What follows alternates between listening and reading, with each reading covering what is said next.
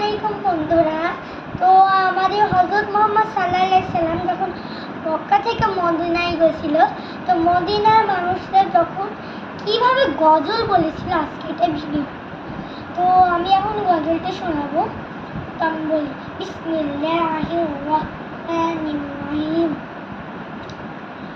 طلع البدر علينا من ثنيات الوداع وجب الشكر علينا مع العيداء রাতের আঁধারকে কেটে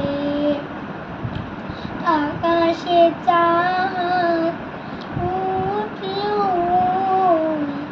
রাতের আঁধারকে কেটে আকাশে চাঁদ